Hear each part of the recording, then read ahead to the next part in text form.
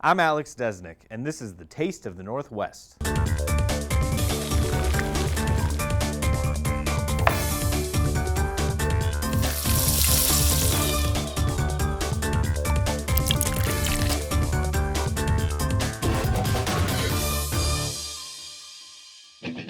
Today I am cooking with Dave Zapf, owner of Smokin Bonez in Maple Grove. He's heating up the barbecue scene with his unique blends of dry rubs and sauces. We are making a sandwich today that you won't want to miss. Let's take a look. Today we will be making our Whole Hog Hogie. I trim off most of the fats off, and then another thing that I do, Why would you say you do that? I want the smoke to get in the meat. Okay. The fat's going to stop the smoke from getting inside. Oh, okay. You know, Okay. if you're doing this at home too, you know, a lot of people will season this and put this on just like this. Well, I don't. What I do is I trim it out even more. Okay. So I follow the fat lines and I trim it right open. There's 3 distinct pieces of meat in these. So here, now that's open, and then this, what they call is the money muscle. And so on competition, I mean, this is the prize piece of meat here that we want. And so so I trim this off as well. But I keep it all intact. Just for one reason, in competition, you can't trim this off. And this is how I'll end up smoking it. Okay. Because this way I'll have smoke penetrating all inside. Whether, you know, when it's like this, you know, the smoke is only going to get to, you know, the outside surface. Yep. Right? So this way, it gets everywhere. And you can get a lot more marinade in there. Right. And then at the end, when I'm done with this, we season it up with, I'm very basic with my seasonings. So I use 2 different seasonings. I use a dill seasoning that we have, and this is called Ziggurat. And basically what this is this is pepper, sea salt, garlic, and onion. Okay. And then we just season this up like so, and then we rub it in, of course. We don't need to go coarse. through all that.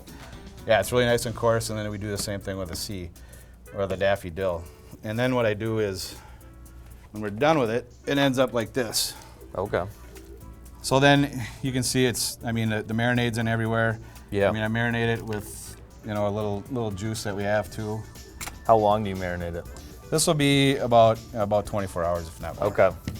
You know, but Really tenderized things. And I mean, you can see it's a lot tender. So. Yeah. And then what we do is we throw that on the smoker for, you know, like I say, about 16 hours. Wow. You know. And I should mention too, all the fat that I take off these things, Yeah. I keep it all. Okay. Because I make sausage too. Okay. So a lot of this fat will go into the sausage. And brisket fat is I think it's a nice sweet, Yeah. you know, fat. It's a great cut. It is. You know, this one here will take about 13 hours, I'm guessing, you know, on there. Wow. This is probably about a 12-pounder. That's a big boy. But, so I try to get off all the fat. You don't need to go into that too much. And I get this cap off of here, take off some of this membrane. Yep. And then what we do too at the shop, on occasion when I find myself bored, I don't have anything to do, I'll make jerky. Ooh. And when we make jerky, I use brisket. Okay. And so I'll separate the point from the flat. Is the point used for making burnt ends? Yes. There we got her. Kinda. Perfect. When I slice this, you can see it's a much leaner. Yeah. You know, there's not as much fat in there. Yep. And so this makes great jerky. Yeah. Because you don't want fat No. and moisture in jerky. Whereas a burnt end, as you said, you know, it's got a lot more fat, you know, a lot more marbling in there. Got to cook that a little bit longer though. And this makes great hamburgers. Yeah. Oh yeah, brisket makes beautiful burgers. So what we do is we grind this up with bacon, Ooh. and we have bacon brisket burgers. Wow. And we sell those out of our food truck. That sounds fantastic. There's something special. So that's essentially that. And this we rub down. This is a simple rub too. It's just this rub here, and it's basically the same thing as my pork butts. And I'll trim off all the fat again. I'll keep these together though when I smoke them. Okay. And then I will trim it apart. Yeah. And put it back on. But traditionally, you know, burnt ends are supposed to be burnt. Yep. But here in Minnesota, you serve that, and if you don't know what it means, you think it's burnt. Yep. You know what I'm saying? No, definitely. Same thing with the bark on pork. Yep. You have that in there, Yeah. they'll send that back saying, oh, that's burnt. No, that's the real stuff. Well, that's how it's done. So I don't smoke mine as long as other folks would. Yeah. But they still end up being, fairly nice and tender. The finished product. And we also like to wrap them. It helps retain Yep. the moisture in there. Oh yeah.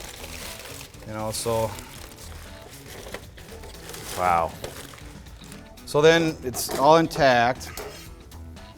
And this is that point and flat Yep. we're talking about. Trims off a little better now that it's cooked. Yep.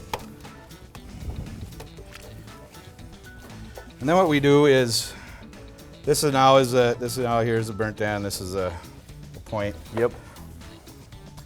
So what we do is for making this sandwich, you get a couple slices of this. It's got a beautiful smoke ring.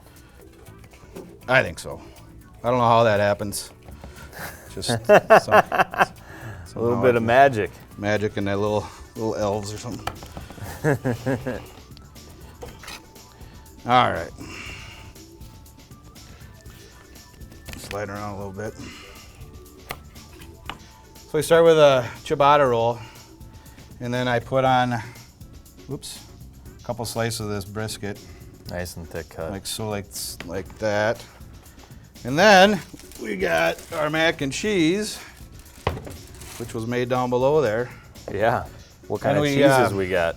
What we make ours with is we have I have Colby Jack. We throw that in there. We use smoked Gouda. Okay. We have cheddar, and then we have the mozzarella. That's a really nice Oh, blend. yeah, I like the stringiness of that. Yeah, mozz. you got flavor and texture there. And then we mix all that up in there, and that melts eventually.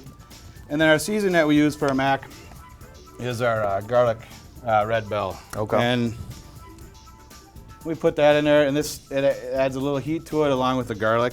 Okay. And then we also have another mac and cheese at the shop too. That's made with the same concoction as this one, except we add blue cheese, bacon, and green chilies to it as Wow. well. And then we season that one with my pastrami rub, Okay. which is a little bit spicier and has some cinnamon in it. That sounds fantastic. So that is done. Then we scoop this on here. So this gets laid on this, like so. Then, of course, we need pork. And after we trim it all up, Yeah. it basically looks like this. And see, I got smoke everywhere. Oh yeah. So all these parts have smoke in them. It makes sense by cutting it that way that you are going to get a lot more penetration. It does. The only thing that you have to worry about is the moisture, because being not closed up, you're not Yeah. going to have that collagen melting Yep. down and keeping that meat moist. So you need to have moisture in there. So what you do is you take some of the pork, and we hand pull all of our stuff. We don't Yep. shred it. That looks amazing. I can handle up to probably about 160-degree heat with my hands Yeah. nowadays. So then we pile that on there like so. And then we add some sauteed onions. And our onions, the only season we add with those is just plain old black pepper. Okay. I try to keep everything as simplistic. I don't over season, I don't over sauce. Okay. And then on top of that, we throw some pickles. Little acidity, Yep, well, little texture. my marinade consists of a lot of pickle juice as well. Okay. Our coleslaw we use is a fine shred. I like the fine, Yeah. I just like it. I don't know. And then my slaw dressing, we have two of them. This one's made with our Texas Temper Okay. barbecue sauce, and it basically adds some more sugars to it. Okay. And then we just top it off with this. Like so. So that is the finished product right there. Wow. And this product I didn't come up on this one by my own, really. My daughter, who was 8 years old at the time, was at a barbecue competition with us in Owatonna. Okay. and she did our brisket burger. And then Okay. she stuffed it with mac and cheese, and then she topped it Wow. with pork. It sounds awesome. And pickles, onions, and slaw. Yeah. And that's how we came up with this. We don't do burgers at the shop, everything's smoked meats. Yep. So that's how we came up. We just adapted it for this one. Let's do it. Yeah, let me cut her in half here. They're a little bit difficult to eat, but Messier the better, right? that's what I think. All right.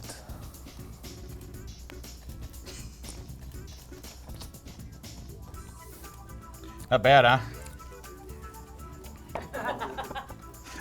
I had to get a second bite in. Great textures. You can taste the smoke. The mac and cheese, I mean, that cheesy creaminess is beautiful. I love the little pickle for a little crunch. Bread's perfect. It's fantastic. All right. Well, that's good. I'd hate to have it the other way. It's fantastic. Thank you so much for coming here. And I know I wanted to show before we wrapped up on, you've got all sorts of sauces and dry rubs. At any given time, I have at least 10 sauces on hand. And then I also do seasonal sauces as well.